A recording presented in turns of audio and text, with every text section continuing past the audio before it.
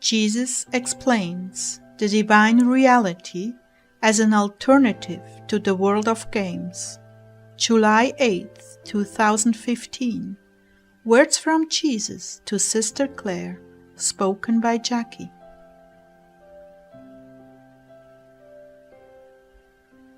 Clare began, "O Lord, I feel so totally inebriated in your love."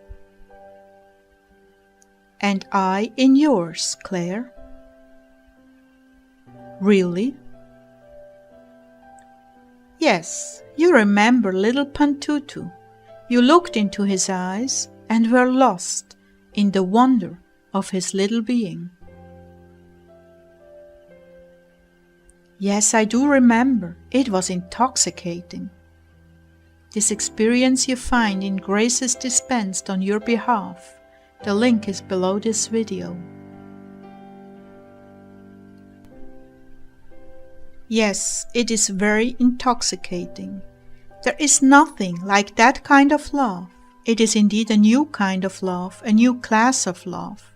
It is divinized because it is between the very spirits, the essence of our beings.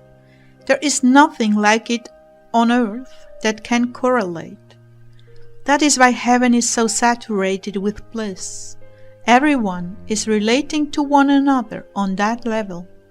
There are no things to bring them down, except perhaps the news from earth. Wow, my head feels like it's floating above my shoulders.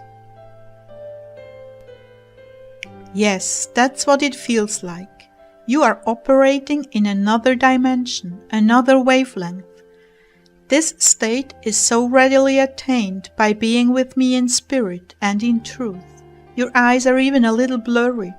It's as if you have floated behind the veil that separates us, and it's always propelled by divine love. This is at the very core of all miracles, this longing to love. It is responsible for bilocations, for being lifted up physically off the ground, for the manifestation of miracles, for the ability to overcome everything in this world you are now living in. All can be overcome by this superabundant love. Is this what yogis do? In a manner of speaking, yes. They control the wavelength of their thoughts, and that brings them into this state. However, it is different than divine love. It is more artificial, in the sense that it is attained by means other than knowing, longing, and serving me. But for you, it is a natural consequence of your service to me. My happiness permeates all that you do or touch and divinizes it. Music, art, teaching, praying, serving, all of these actions can be divinized in transports of love as the soul draws nearer and nearer to me. Well, I want to talk of these things because there is so much talk of the supernatural these days, so much running after the spectacular. But I say to you, the most spectacular of all things that can occur on earth is the love of the soul for her Creator, and beside that, for her brother.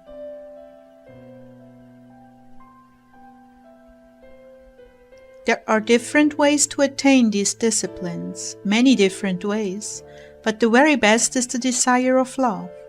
This is what brings you into the miraculous.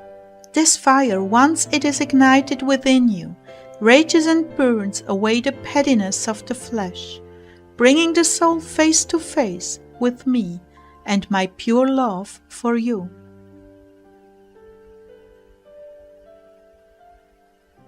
You are in that altered state of supreme peace. I have brought you here with me, my love, just to instruct you about these different dimensions and their access. This is why you love your cats so much. They slip into this state when they are around you. Satan has a counterfeit for everything. This state of mind was reserved for worship and camaraderie, never just to be used as a private tool of manipulation or mind control. But if one discovers the principles, they can in fact be put in place without the substance, love. This is another reason gaming has become so wildly important in the lives of people. It again transforms out of this reality into a neither-like reality, where you become what you imagine. This is also the precursor to witchcraft, dangerously close to that altered reality, manipulated by the mind for evil purposes. That is, exerting the human will on the free will of another to overpower and obtain a selfish and short-sighted result. The power of the mind is beyond reckoning, and it is a sad thing when ability overshadows morality. These things are not meant to be had supernaturally independent of divine love. This is an abuse and premature use of the mind. Yet anyone can access it to their detriment, if their motive is not pure love that I capture in a sense and use to transform a soul into a divine reality. In other words, it is like healing skills. If not done strictly from a motive of love, brotherly or divine love, it can become a temptation and even a weapon in the hands of souls who are not given this gift by me. It is ultimately the safest to love me to distraction, and should I decide you are ready for a gift of supernatural nature, I give it to you. In this way you cannot go off track so easily and fall through pride, doing damage to many souls. Oh my love, these things are wildfire, and if sought as an end in themselves, can lead to the destruction and loss of a soul. So many have tampered with the occult and fallen into perdition, of their own choosing, I might add. They have a toxic hatred for being controlled by anyone, of having limits put on them. Obedience is out of the question. Certain souls just want to run rampant with power and show the world what they can do. But they haven't the love and discretion to control themselves, and since they refuse my control, they have almost nothing but intoxication with their own selves and their abilities. Thus a soul who believed themselves to be starting out with the good of others in mind is easily deceived and led off track if he or she is not submitted to me. A man's gift can bring his ruin, as you well know. I prefer to give gifts with maturity, to protect my children's integrity. I'm explaining all this to you because you live in a society that is constantly pushing the limits, electronically. There are many specters of control being used against you.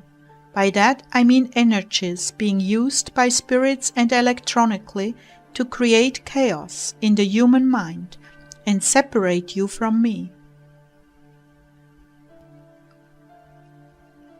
That is why quiet time, worship, and prayer are so important. Your spirit can very easily get out of alignment with me once you are steeped in the doings of the world. That does include gaming and certain infused evils that are veiled under a mask of innocent fun. Gaming is very addictive, very dangerous, and very deliberately corrupting the higher levels of human thought and desire. It is hard to explain, but I think you get the picture. There are many young people who are held captive in this altered reality of gaming. It takes over the mind and provides a means of escape from the pain of this world, without offering a way out of the trouble. You begin to live in the other reality where it is safe, where you are in control and isolated from harm. Why have I brought this up? Good question. You are dealing with a lot of souls who have fallen into confusion about the purpose of their lives because of gaming. This world is so hard to deal with that eventually, if you have a means of escape, you take it and put off dealing with the real problems. If you don't wake up, you fall down the rabbit hole into a make-believe existence, where the only way to relieve the pain of failure is to play another game. Ask anyone who has been delivered from this, and you will see clearly what I'm telling you. So what is the cure for this? Being drawn into my presence, my love, my reality, my dimension. Into me, where everything is supernatural. The God dimension. This happens when you worship, when you pray, when you meditate on my word. You step out of yourself into another reality, another dimension, my world, my reality, where I have all the answers, all the strength, and all the love you could ever want or need. Gaming is Satan's answer to the suffering young people deal with from day to day. Being with me is the real answer, being drawn into my dimension. But don't people need a little recreation? Yes, but that kind of recreation is more powerful and has more potential to distort the life than the simpler things. It looks innocent, but examine the fruit.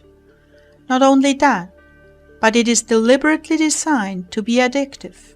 So much so that the gamer begins to depart from reality and live in the gaming world, where self-worth is determined by skill level and other gamers, and where violence is not experienced on the real level. Fun to shoot the bad guy, but have you ever been with someone who was just shot and dying? Not a game anymore. But desensitizing young people is the hidden agenda behind this violence. It is a precursor to the chaos and rage Satan has planned for this world, and is even now surfacing. Gaming has desensitized this generation, who now see reckless driving, shooting, and bombing as a recreational activity. My love, I have taken the time to go over this with you because some of our listeners are caught in this destructive addiction. I wish for them to understand what they are truly dealing with in their lives, to give them a chance to make an informed decision and get out of it. Some would argue that there are benefits, but weigh them carefully against moral decline and addictive behavior. Are there any games that they can play?